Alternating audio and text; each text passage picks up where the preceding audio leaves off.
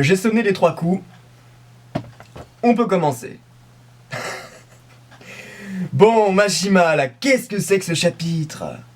Ça allait bien entre nous. On avait recommencé sur de bonnes bases. Certes, on a eu quelques petits différends, toi et moi. Mais ça s'arrangeait. Là, ce chapitre, cet arc, il s'annonçait plutôt pas mal. Certes, les méchants, tu les traitais pas vraiment super bien. Et on peut pas dire que ce chapitre a aidé. Mais il y avait quand même des enjeux plutôt intéressants. Des dialogues, des échanges plutôt cool.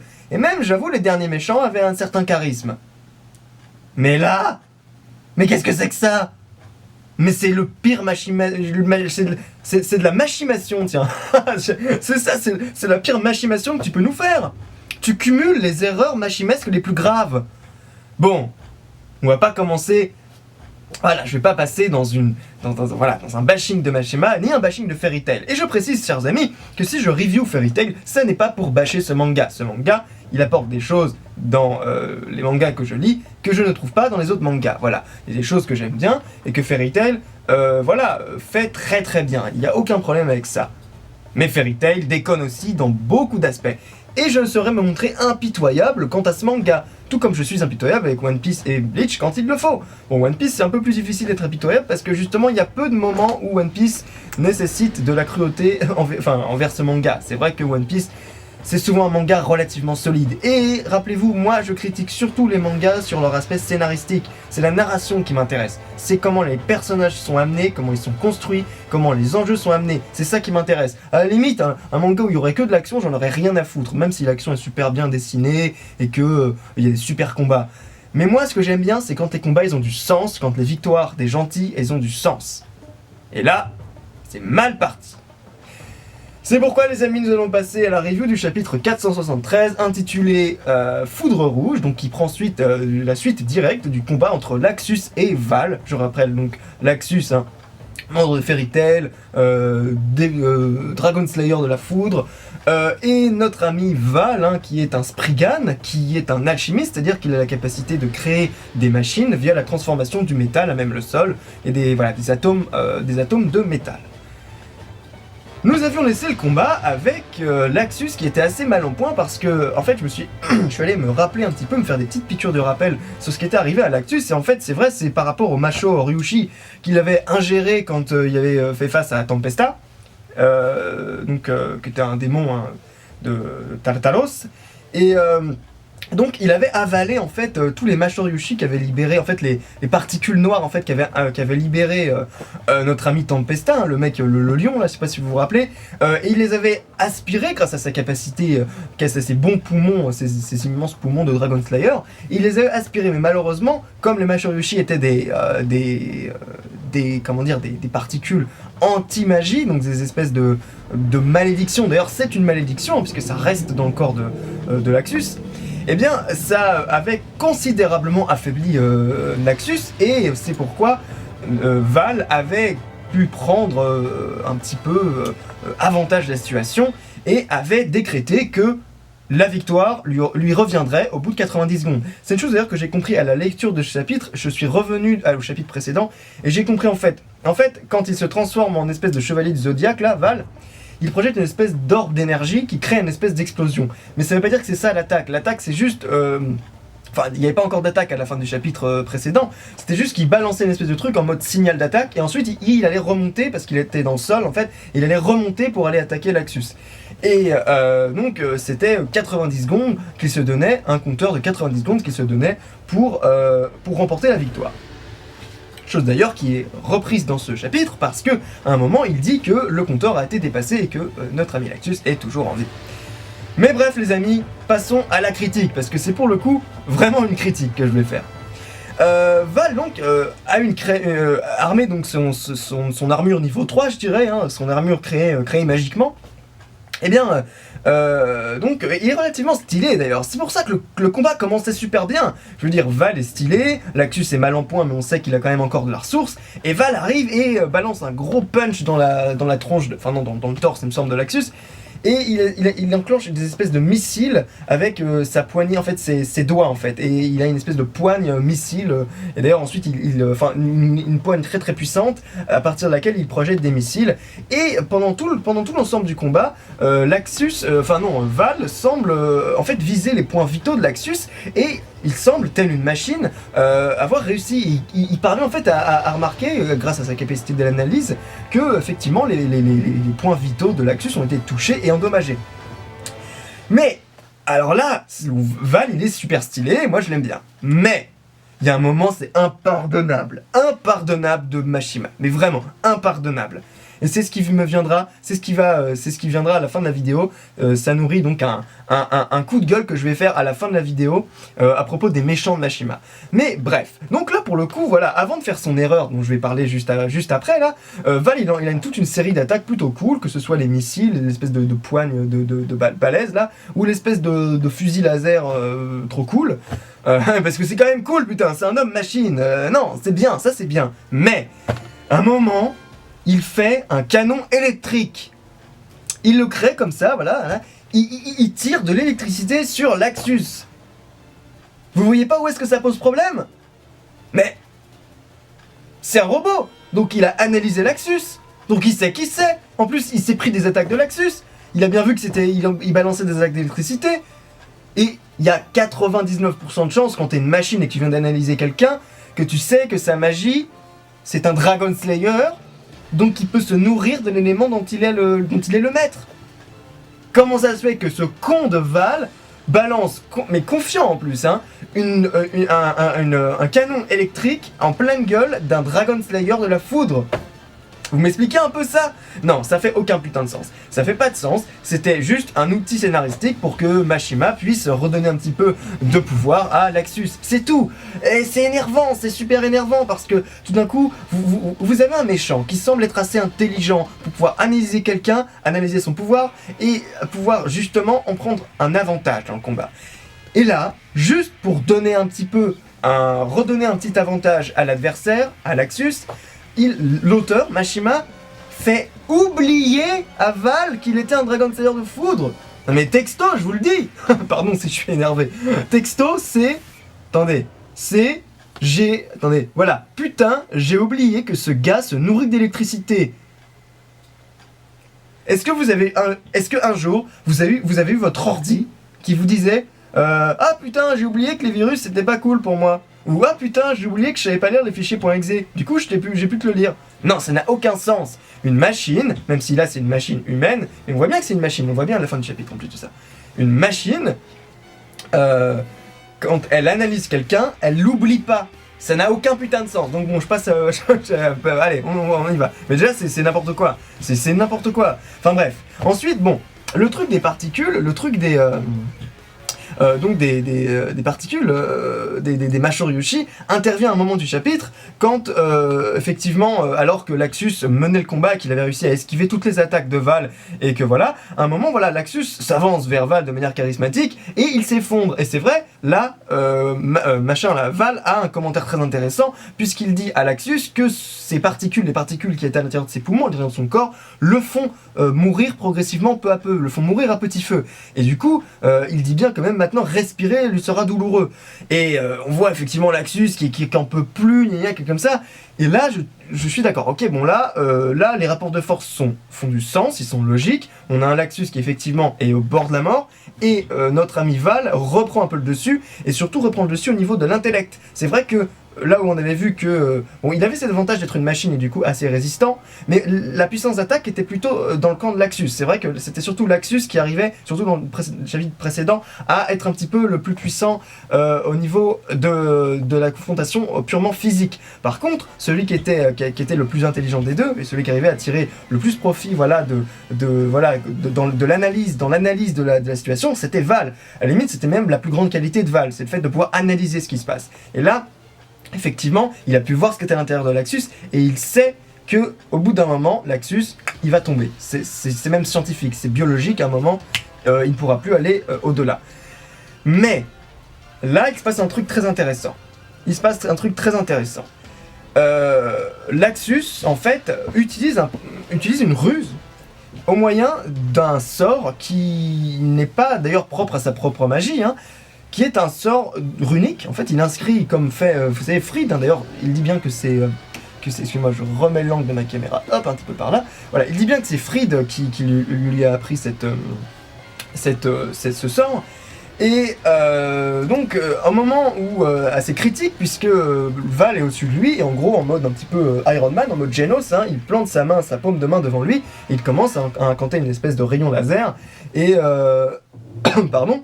Et donc elle dit bien en gros, voilà, préparation du pouvoir de la mort qui tue, ultime, voilà, je sais plus comment il s'appelle, ah oui, Ethereum, voilà, Ethereum, donc tu te dis, oh putain, bon, ça y est, il va annihiler Laxus, et au dernier moment,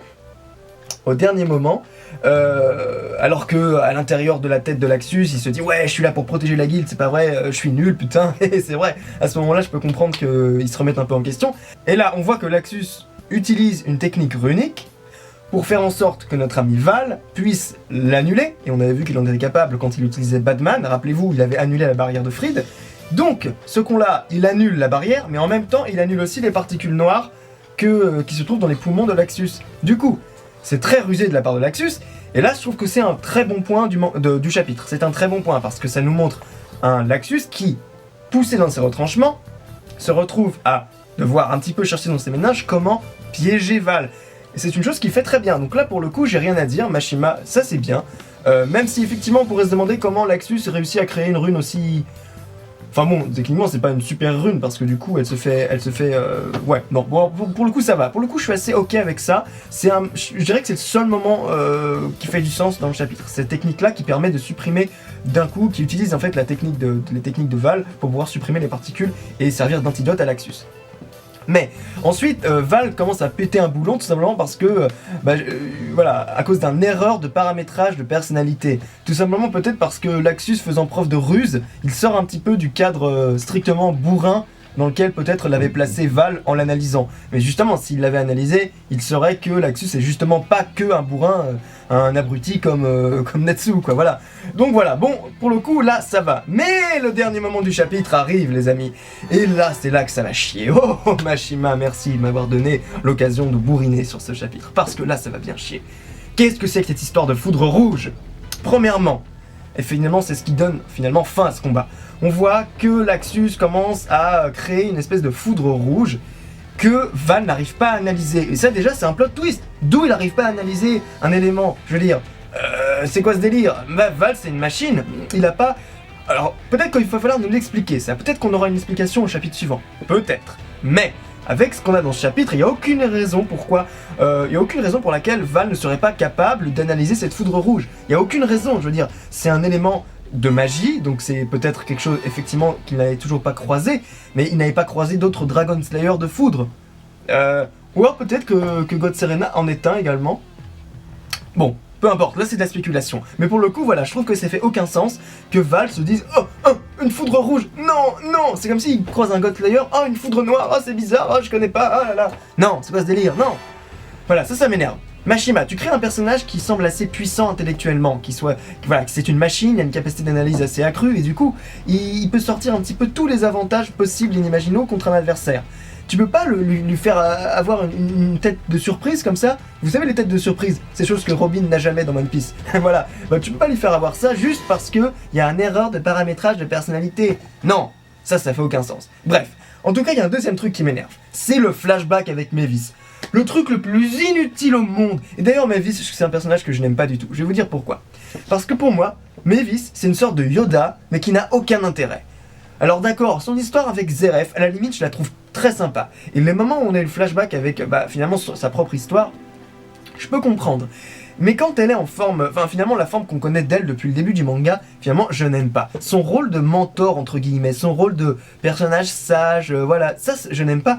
Et c'est une des principales raisons pour lesquelles je n'aime pas, c'est que justement elle n'est pas à la hauteur de ses jugements, de ce poste, je dirais, poste narratif de mentor. Laissez-moi vous expliquer pourquoi. Dans par exemple ce flashback, et donc précisément dans ce flashback, elle va dire à Laxus qu'il ressemble à Yuri. Alors déjà je me dis, what, il ressemble à Yuri? Alors peut-être que si on enlève les muscles, qu'on regarde juste la tête et les cheveux blonds, on enlève les cicatrices, si on les met des cheveux un peu plus longs, ouais, peut-être. Mais non, il ressemble pas à Yuri. Alors, bien sûr, vous allez me dire, mais non, t'es idiot, il ressemble, c'est pas physiquement, c'est au niveau du caractère. D'accord, mais comme le dit Laxus lui-même, il ressemble pas du tout à Yuri. Je veux dire, Mavis dit bien que Yuri, c'était plus le bout en train, celui qui avait toujours le sourire, celui qui faisait toujours des blagues, celui qui était... voilà, bon. Là, c'est pas Laxus du tout. Alors ensuite, elle continue, elle dit oui, mais il a chéri ses amis bien plus que quiconque, gna gna gna. Et Laxus dit lui-même aussi que... pardon, je suis un petit peu malade. Que, voilà, il ne partage pas de traits communs avec Yuri, à part évidemment le lien familial. Et là, Mavis nous sort le truc le plus machimesque et le plus con que Machima peut nous sortir. Évidemment, vous savez de quoi je parle. Qu'est-ce qui est commun avec Yuri et Laxus ? C'est pas français ce que j'ai dit. Qu'est-ce qui est en commun ? Qu'est-ce qui est en commun ? Qu'est-ce qu'ont en commun Laxus et Yuri, à votre avis ? Mais oui ! Je suis bête, le fait de vouloir protéger ses amis. Erreur de paramétrage de personnalité. Erreur de paramétrage de personnalité. Ah, mais putain, c'est ce que 90% des gentils dans cet univers font. Protéger ses amis. À ce compte-là, ils se ressemblent tous. Laxus ressemble à Natsu, qui ressemble à Grey, qui ressemble à Juvia, qui ressemble à Erza, qui ressemble à Lucie, qui ressemble à tout le monde, qui ressemble à Kana, qui ressemble à Gertaz, qui ressemble à Makarov, qui ressemble, ça n'a plus aucun sens ce que je dis, je comprends même plus ce que je dis. Ils se ressemblent tous. Enfin non, mais selon Mavis, oui. Putain, d'où c'est un point commun dans Fairy Tail de vouloir protéger ses amis. D'où c'est un trait de caractère. Non, c'est justement la définition des gentils. Dites-moi seulement un gentil. Bon, vous allez m'en sortir un, parce que sûrement il y aura un petit malin qui connaît mieux Fairy Tail que moi qui va me sortir un gentil qui... Si, peut-être Gadget, effectivement. Au début, Gadget n'était pas comme ça. Mais ils veulent tous sauver leurs amis. Ils veulent tous protéger leurs amis. C'est d'ailleurs un des trucs que je reproche le plus à Fairy Tail, c'est de vouloir protéger leurs amis, c'est très bien. Moi j'attends un peu plus de profondeur que ça. Et surtout, quand protéger ses amis, ça devient un pouvoir qui défonce les ennemis. Mais non. Mais attendez, moi je veux bien que ça puisse donner de la puissance, que ça puisse donner du courage, que ça puisse donner de la bravoure, que ça puisse donner de l'enthousiasme. D'accord. Mais... je veux dire, c'est comme les mecs dans Yu-Gi-Oh qui font allez Yugi, ils servent à rien. Comme l'avait si brillamment dit le joueur du grenier à l'époque de son hors-série sur les dessins animés. Enfin bref, ce que je veux dire les amis, c'est que ce pourquoi j'aime pas Mavis, et dans cette situation c'est encore plus parlant, c'est qu'elle nous sort des vérités universelles avec son gentil petit sourire gna gna et ses yeux grands comme as, et juste parce qu'elle est l'ancienne et que voilà, elle est censée dire des trucs sages et intelligents, elle nous sort des énormités, mais c'est pas possible. Non vraiment. Je suis désolé Mavis, mais là, tu dis de la merde.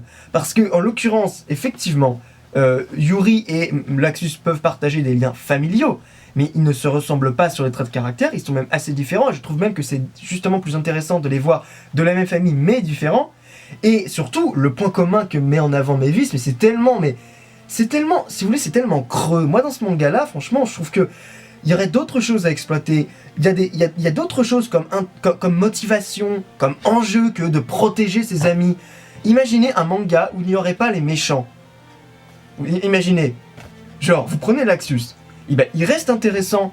Mais si vous avez comme un seul unique trait de caractère qui soit intéressant, le fait qu'il veuille protéger ses amis, s'il n'y a pas de méchants, mais alors on n'en a rien à foutre de Laxus. Oui, parce que rappelez-vous, protéger ses amis, c'est contre des gens. S'il n'y a pas de personne, ça veut dire que les gentils ont besoin de faire valoir pour être intéressants. Et moi je trouve ça nul. Vous prenez par exemple dans One Piece, vous prenez Luffy et vous prenez juste lui, vous savez que son objectif c'est quelque chose qui n'a pas besoin des méchants, devenir le roi des pirates. C'est Bien sûr, on est toujours confronté à l'aventure, il y a bien sûr des méchants, c'est ça qui est intéressant aussi dans une histoire, c'est quand vous avez un gentil avec un objectif, un enjeu principal, et qui le confronte au monde, qui le confronte à la fois à des alliés et aussi à des ennemis, c'est ça qui est intéressant. Mais quand le seul intérêt pour un gentil dans une histoire, c'est de vaincre les ennemis, j'en ai rien à foutre de ce gentil, il m'intéresse pas, son seul projet, mais il a pas de projet.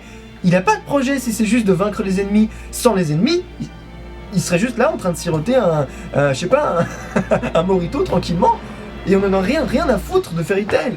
Donc voilà les amis, c'est un petit peu ça qui m'énerve, et c'est ça que je n'aime pas du tout dans l'attitude de Mavis, toujours un petit peu, voilà, un peu moralisatrice, ou pas moralisatrice, mais vous voyez, vieux sage à la Yoda, et pourtant j'aime Yoda, parce que Yoda, ce qu'il dit, ça a du sens, voilà ce que je voulais dire. Et donc voilà, nous arrivons à la fin du chapitre, et au truc si énervant avec lequel Mashima termine le chapitre. Un one-shot de Val. Val était un méchant qui pouvait être intéressant. Val était un méchant qui pouvait avoir du développement. Val était un méchant qui pouvait avoir un caractère unique, intéressant et attrayant. Et là, ce qu'il fait Mashima, c'est il le fout à la corbeille. Il vide la corbeille en un chapitre, avec une technique qui n'est simplement que de l'aspoule, pouvoir d'amitié, slash, j'ai même pas besoin de mettre de slash, il n'y a rien, c'est tout. C'est juste ça. Parce que les amis, la foudre rouge, si ce n'est pas juste le fait de croire en son affiliation et à sa ressemblance envers Yuri, qu'est-ce que c'est? Pourquoi à ce moment-là, ce serait juste quoi? Attendez, ce serait juste Laxus qui éveille en lui le pouvoir de la foudre rouge parce qu'il pense à Yuri? Mais non! Mais ça fait aucun sens! Pourquoi juste à ce moment-là? Ah oui, il se rappelle que... Ah oui, c'est vrai, c'est mon arrière-grand-père, du coup ça y est, je vais devenir plus puissant. Non, ça c'est pas bien écrit ça. Tu peux pas, comment tu veux Mashima qu'on aime des personnages dont le seul talent dans un combat est de savoir que soit c'est parce qu'ils sont Laxus ou parce que c'est Erza, si vous vous rappelez de ce fameux combat, hein, parce que c'est Erza, elle gagnait parce que c'était contre Kyoka. Et pourquoi elle gagne? Elle a plus du tout de ses sens. Oh, elle a plus aucun de ses sens, peut-être elle se bat avec son 6ème sens. Non, c'est parce que c'est Erza. Ouais, bah j'en ai rien à foutre alors de ce personnage. Mashima, quand tu veux nous donner l'intérêt, quand tu veux nous donner par exemple... Attendez, j'ai réfléchi. Quand tu veux nous faire aimer un personnage, quand tu veux nous donner de l'intérêt pour un personnage, tu ne peux pas juste nous dire « aime ce personnage parce que c'est Erza, aime ce personnage parce que c'est Laxus, crois que ce personnage est fort parce que c'est le petit-fils d'un mec qui était fort aussi. » Non, on a envie de savoir qu'un qu'un gentil est intéressant parce que ce qu'il fait est intéressant, parce que ce qu'il décide est intéressant, parce que la manière dont il se comporte est intéressant, parce que la manière dont il se bat contre ses ennemis est intéressante, parce qu'on peut se dire « waouh, putain, lui il gère », parce qu'on peut être admiratif de ce personnage. Or, quand pendant tout un combat tu nous fais voir que en fait c'est une merde et qui se fait défoncer, mais qu'au dernier moment il gagne parce que justement on lui a rappelé dans un flashback, même pas d'ailleurs, c'est même pas un flashback, on est dans sa tête et on se dit « ah ouais c'est vrai, c'est le petit-fils de Yuri ». Et qui gagne à cause de ça? Non, ça c'est pas bien. Je viens à mon coup de gueule les amis, parce que oui en fait ce final c'est un petit peu mauvais. Bon, il y avait cette idée de la technique de la ruse avec les runes, bon ça c'est plutôt une bonne chose. Mais en même temps, notre ami Val, il était intéressant, pourquoi le défoncer en one shot? C'est dommage. Peut-être qu'on le verra un petit peu plus, qu'on en verra un peu plus à son propos plus tard. Mais j'aimerais terminer sur un coup de gueule et sur la manière dont Mashima traite ses méchants dans le manga. Comme je l'ai dit un petit peu là précédemment dans la review, ce qui m'énerve avec Mashima, c'est que j'ai l'impression, et de plus en plus, qu'il crée ses méchants uniquement pour faire des faire-valoir, pour améliorer, rendre mieux, rendre meilleur ses gentils. Je veux dire, ses héros. Ça m'énerve parce que je trouve que ça fait trop fanfiction. Dans une fanfiction, souvent, les gens écrivent des histoires en mettant en scène leurs propres personnages, et ils vont créer tout un background, tout un truc, juste pour mettre en valeur leur propre personnage. Et en un certain sens, c'est compréhensible, parce que quand tu crées une fanfiction, c'est principalement pour créer et rajouter ton personnage à une histoire que tu aimes déjà beaucoup. Donc tu prends pas la peine forcément de créer des méchants qui sont à la hauteur de ton personnage, puisque finalement il y a déjà une histoire de écrite. Mais là, je trouve qu'avec un manga, avec un mangaka comme ça, en étant mangaka, tu devrais à la fois donner de la même valeur à tes méchants qu'à tes gentils. Et je veux dire, les héros sont pas censés être juste des réceptacles à faire valoir, tandis que les méchants ne seraient juste là que pour faire dorer l'image des gentils. Ça n'a pas de sens. Je veux dire, par exemple, un arc que j'ai le plus détesté dans Fairy Tail, c'est l'arc des grands jeux magiques. Un arc avec tellement de potentiel, putain, tellement de potentiel. On avait la possibilité de rencontrer des personnages très forts, de mettre en avant de nouvelles guildes, et finalement, évidemment, c'est Fairy Tail qui a gagné. Moi, j'aurais pas eu de problème si Fairy Tail avait gagné. Franchement, même ça faisait du sens. Imaginez un arc du Gavin Backfight dans One Piece, où c'est pas les Mugiwara qui gagnent. Ça aurait été tellement bizarre. Mais là, j'aurais aimé au moins que certaines guildes gagnent certaines épreuves. Quand vous avez par exemple, je sais pas moi, Bacchus contre Elfman. Bacchus qui gagne pendant la plupart du combat, il mène le combat haut la main. Et il perd avec une raison, mais juste parce que machin a tanké, Elfman a tanké les attaques de de Bacchus, et que au bout d'un moment, Bacchus il est fatigué, il tombe. C'est quoi ce délire? C'est comme Natsu et Sting, Natsu et Rogue, je vais y arriver, Natsu et Gajil contre Sting et Rogue. On avait l'opportunité de voir un super combat entre deux Dragon Slayer contre deux Dragon Slayer. Et malheureusement, même s'il y a eu un moment effectivement où les deux Dragons, enfin Natsu Sting et Rogue avaient la main haute, eh bien, Gajil et Natsu ont fini par gagner et ont fini par avoir cette espèce de... Ce qui m'énerve en vérité, c'est quand ils ont cette espèce de, vous voyez, de regard perçant du style « Je suis le personnage principal de cet animé, comment vas-tu faire pour me vaincre? C'est impossible !» Et ça m'énerve trop parce que, je veux dire, on aimerait bien plus Natsu et toute la bande s'ils en chiaient, si on voyait que finalement il y a un moment où ils rencontrent des mecs qui sont aussi forts qu'eux. Vous voyez ce que je veux dire? Et à la fin, quand on avait eu Sting qui faisait face à tous les membres de Fairy Tail qui étaient super mal en point et qui étaient sur le point de perdre le tout, de tomber quoi, et que la seule façon dont ils gagnaient le combat c'était que Sting, parce qu'ils avaient fait leur super regard du personnage principal, Sting il voulait plus combattre. Non mais, comment tu veux qu'on ait l'impression qu'on puisse admirer des personnages dont la seule puissance provient du fait qu'ils sont les personnages principaux? C'est ça que je n'aime pas dans Fairy Tail. C'est ça qui me pose un énorme problème. Je n'aime pas Erza parce que c'est Erza. J'aime Erza pour ce qu'elle fait. J'aime pas Erza, et d'ailleurs j'aime pas trop Erza pour le coup. Mais si j'aimais Erza, j'aimerais Erza pour ce qu'elle est. Pour ce qu'elle se construit dans le manga. Pas juste parce qu'elle est Erza. Vous voyez ce que je veux dire? C'est quand même dingue. Je veux dire, créer des méchants, faut les créer avec profondeur. Regardez dans Bleach.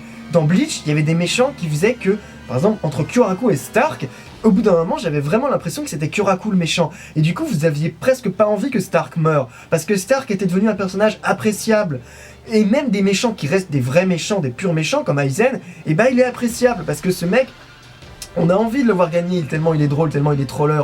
De la même façon, Ulquiorra, qui était vraiment quelqu'un d'assez noir, assez froid, on avait envie de le voir triompher. Enfin, non, peut-être pas de le voir triompher, mais du moins, on avait plaisir à le voir. On avait plaisir à le voir tenir en échec les gentils. Tout simplement parce que on voyait un moment de lutte, un moment d'opposition. C'est là qu'il y a toujours de l'intérêt. C'est là que ça crée, c'est l'émulation entre personnages qui crée de l'intérêt, qui rend meilleur encore les gentils.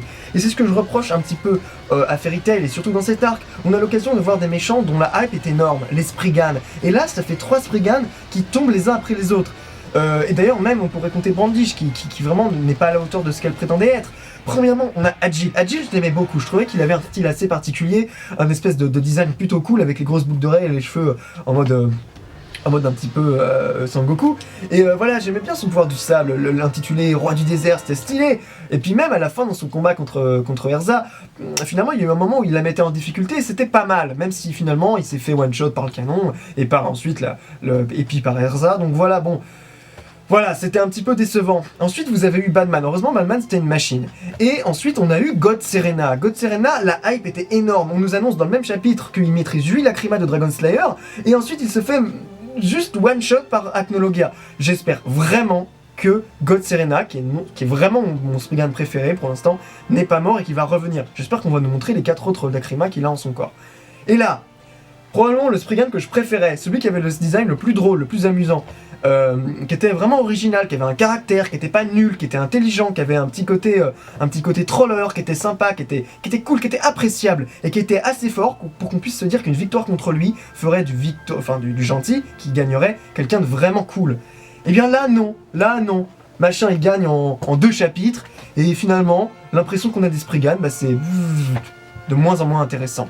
Alors j'espère que la foudre rouge, on va nous l'expliquer, comment ça se fait que Val n'a pas été capable de vaincre en fait, d'anticiper d'anticiper donc la venue de cette foudre et surtout d'encaisser cette foudre, puisqu'on a vu que comme c'était une machine, il pouvait encaisser la foudre. Et j'espère aussi que peut-être Val n'est pas tout à fait mort et que peut-être qu'on le reverra plus tard, je sais pas. Mais j'ai très peur que Mashima ne crée les Spriggan que, comme je l'ai dit, des faire-valoir, que ce sont des personnages en vérité pas très profonds, assez creux. Finalement, le seul personnage qu'on a eu avec un tant soit peu de background, c'est Brandish. Et pour l'instant, Brandish, c'est quand même pas non plus la folie. Alors j'aimerais qu'on nous explique aussi, par exemple, le background de God Serena. Bon, Agile c'était vraiment à faire valoir, pour le coup, ok, c'était juste l'introduction. Mais Batman Val il avait quelque chose de cool, et voilà, il y avait vraiment de l'intérêt à propos de ce personnage.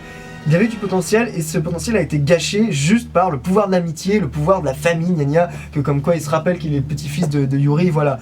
Donc voilà, je trouve que ce chapitre a encore fait preuve encore une fois, d'une grande erreur Machimesque, qui est celle de ne pas donner assez d'intérêt et de valeur à ses propres méchants. Si tu crées des méchants Mashima, c'est pas uniquement pour mettre en avant tes gentils, tu dois faire des méchants et tu dois créer des personnages à part entière qui pourraient être intéressants sans avoir à combattre de gentils, vous voyez ce que je veux dire? Donc voilà, je terminerai cette review là-dessus.